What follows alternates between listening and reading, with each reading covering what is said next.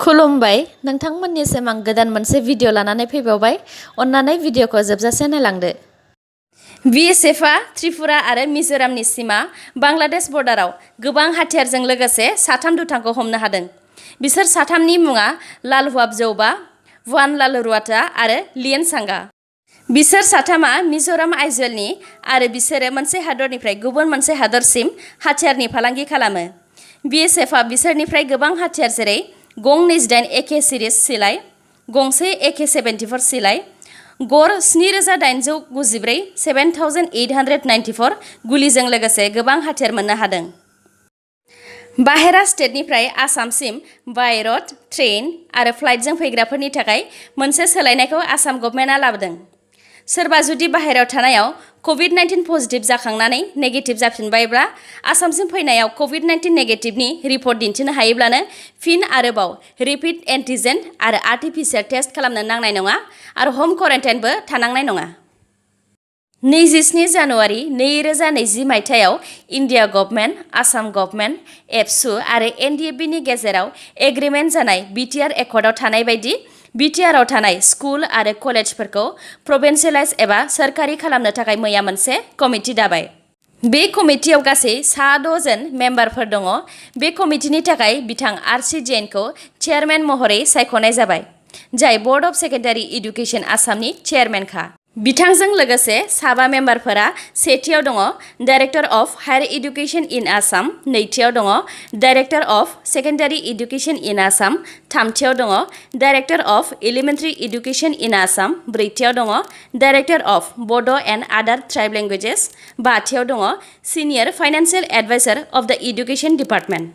बे कमिटिनि गेजेरजों बिटिआरआव थानाय गासै स्कुल आरो कलेजफोर जाय दासिमबो सोरखारि जायाखै, बेफोर स्कुल आरो कलेजखौ सोरखारि खालामगोन।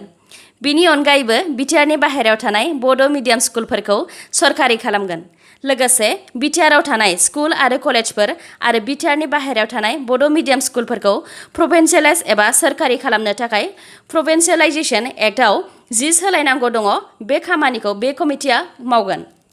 एबसुआ गोलाव समनिफ्रायनो बिटिसिआव थानाय बर' जायगाफोरनि गासै गं 1021 1021 भेन्चार एलपि, इउपि, एचइ स्कुलफोर आरो गं 46 कलेजफोरखौ सरखारि बानायनो थाखाय आरो गं 12 कलेजआव साइन्स स्ट्रिम सोनो थाखाय डक्टर हेमन्त बिश्व शर्माखौ खावलायबोदोंमोन।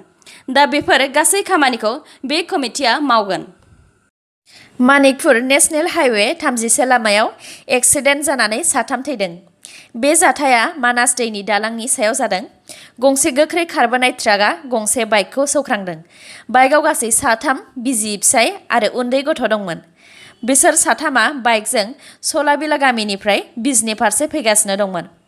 एक्सिडेन्ट जानायखौ नुनानै ट्राक ड्राइभारा लाखियालासे ट्राकखौ सलायलांदों। इलेक्शन कमिशन अफ इन्डियाया मैया गं 10 स्टेटनि मोन 54 एसेम्बलि कन्स्टिट्युएन्सि एबा समष्टिनि बाइ इलेक्शनखौ 3 नबेम्बराव जागोन होननानै फोसावबाय।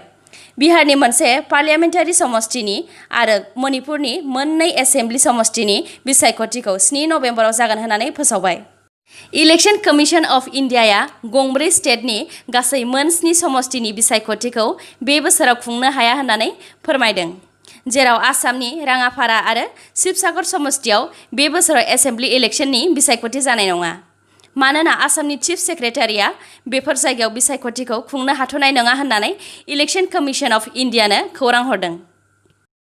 नेपालनि केपिटेल काठमान्डुआव नेपालनि गोबां फरायसाफोरा चाइनिज एम्बेसि अफिसनि बाहेरायाव धरना होदों। चाइनाया नेपाल आरो चाइनानि इन्टारनेशनेल बर्डार एबा सिमायाव गोबां हा दखल खालामनानै लादों। हा दखल खालामनायनि मादाव नेपालनि हामला डिस्ट्रिक्टआव चाइनिजफोरा बयनिख्रुइबो बांसिन हा दखल खालामनानै लादों। बेनि अनगायैबो चाइना आरो नेपालनि सिमायाव नेपालनि साइडथिं गोबां गामिफोरावनो इलिगेल एबा गनायथि गैयालासे चाइनिजफोरा गावसोरनि बिल्डिं लुगासिनो। बेफोर गासैनिबो हेंथायैनो फरायसाफोरा नेपालाव थानाय चाइनिज एम्बेसिनि बाहेरायाव धरना होदों। इन्डियानि भाइस प्रेसिडेन्ट बिथां एम वेंकैया नायडुनाव कभिड-19 पजिटिभ मोनबाय आरो बिथाङा दा हम क्वारेन्टाइनाव दङ। इन्डिया आरो मालदिभ्सनि गेजेराव सोमोन्दोखौ गोरा खालामनो थाखाय इन्डियाया मालदिभ्सनो गंसे एयारक्राफ्ट हरदों। इन्डियान अशियानाव चाइनिसफोरनि जाहाजफोरखौ नोजोर होनो थाखाय डर्नियर मेरिटाइम सार्भिलेन्स एयारक्राफ्टखौ मालदीवनि नेशनेल डिफेन्स फर्सनो इन्डियाया हरबाय। बे एयारक्राफ्टनि गेजेरजों इन्डियान अशियानाव चाइनिसफोरनि जाहाजखौ नोजोर होनायजों लोगोसे लैथोआव आयेननि बेरेखा खामानि मावनाय जेरै ड्राग्सनि फालांगि खालामनाय, मानसि खावनाय, गनायथि गैयि नाफोरखौ हमनायखौबो नोजोर होगोन। आसाम पुलिस साब इन्सपेक्टर आनजादनि पेपार लिक जानाय केसआव नलबारिनिफ्राय सासेनि उनाव सासेखौ हमगासिनो दङ। साननैसो सिगां नलबारिनिफ्राय साबा केन्डिडेटफोरखौ एरेस्ट खालामखांनायनि उनाव दा कुमुद गस्वामीखौ नलबारिनिफ्राय क्राइम ब्रान्चआ एरेस्ट खालामबावबाय। कुमुद गस्वामीया एग्रिकालचार डिपार्टमेन्टआव साख्रि मावो आरो खौरांनि बायदिब्ला कुमुद गस्वामीया साख्रि होनायनि मुङाव केन्डिडेटफोरनिफ्राय गासै 1.5 करोड़ एबा 1.5 करोड़ रां लादोंमोन। क्राइम ब्रान्चआ कुमुद गस्वामीनाव दा सोंनाय फिननाय लागासिनो दङ। कुमुद गस्वामीनि फोरमायनाय बायदिब्ला बे खामानियाव बिजों लोगोसे बिनिनो नखरनि अनुप हालयआबो दंफायोमोन, जाय PNRDआव साख्रि मावो आरो बे PNRDनि साख्रिखौबो बेबायदिनो रां होनायनि गेजेरजों मोनदोंमोन। कुमुद गस्वामीया क्राइम ब्रान्चनो फोरमायनाय बायदिब्ला बिसोरो आसाम पुलिस साब इन्सपेक्टरनि साख्रिनि थाखाय सासेनिफ्राय 5 लाख रां लाग्रोदोंमोन आरो PNRDनि साख्रियावबो बिसोरो बिदिनो गोबांनिफ्राय रां लानानै साख्रि होदोंमोन।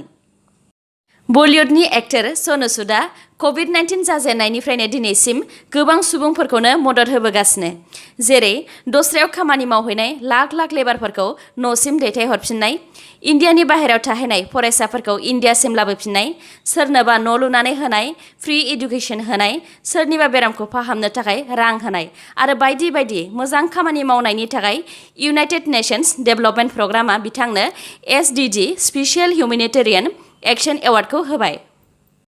इन्डियान अलिम्पिक एस'सिएशनआ COVID-19 नि थासारिखौ नायनानै खेला गेलेग्राफोरनि ट्रेनिंनि थाखाय मोनसे स्पेशियल मास्क लाबोनो नागिरदों। बे मास्कखौ गाननानै खेला गेलेगिरिफोरा ट्रेनिं लायोबा COVID-19 नि गोसारनायनि जेबो गिनो गोनां जानाय नङा आरो बेखौ गाननानै ट्रेनिं लायोबोला हां लानायावबो जेबो उसुबिदा जानाय नङा, मानोना बे मास्कआव मोनसे बेटारि, 2 फेन आरो मोनसे N95 फिल्टार थागोन। इन्डियान अलिम्पिक एस'सिएशननि जेनेरेल सेक्रेटारि बिथां राजीव मेहताया बुंथिनाय बायदिब्ला बे मास्कखौ ट्रायल बेसिसनि थाखाय दिहुनग्रोनाय जागोन आरो जाफुंसारोबा अलिम्पिकनि खेला गेलेग्राफोरनो ट्रेनिंनि थाखाय होगोन। गुवाहाटी रेलवे स्टेशनाव सानै मानसिनिफ्राय 12 केजिनि गान्जा हमनो मोन्दों। बिसोर सानैनि मुङा राजेश मण्डल 40 बोसोर बैसोनि आरो अंकित कुमार 25 बोसोर बैसोनि। बिसोर सानैखौ राजधानी एक्सप्रेस ट्रेननिफ्राय हमनो मोन्दों। भिडिअखौ जोबजासिम नायलांदो आरो नोंथांमोना दासिमबो आंनि चेनेलखौ साबस्क्राइब खालामाखैबा अन्नानै साबस्क्राइब खालामनानै लादो, लोगोसे बेल आइकनखौ क्लिक खालामदो जाहाथे गोदान गोदान भिडिअ लानानै आं नोंथांमोननिसिम फैनो हायो। जोबनायाव दङ इन्डिया आरो आसामनि कर'नानि आपडेट। इन्डियायाव दासिम 62,19,224 नि देहायाव कर'ना पजिटिभ मोनबाय। थैनाया गासै 97,450। हामनाया 51,76,371 जन। आसामाव दासिम 1,77,221 नि देहायाव कर'ना पजिटिभ मोनबाय। हामनाया गासै 1,43,999। दासिम 32,539 नि देहायाव एक्टिभ जानानै दङ। थैनाया गासै 680 जन। मैया सानसेयाव कर'नाजों आसामाव गासै 13 जन बा 13 जन थैदों। दिनैनि निउसआ एसेनोसै। गाबोन आरो गोदान निउसजों लोगो मोनफिनबावगोन। नोंथांमोना दासिमबो आंनि चेनेलखौ साबस्क्राइब खालामनानै लायाखैबा अन्नानै साबस्क्राइब खालामनानै लादो आरो लाइक, कमेन्ट आरो शेयार खालामनो दाबाव। गोजोन्थों।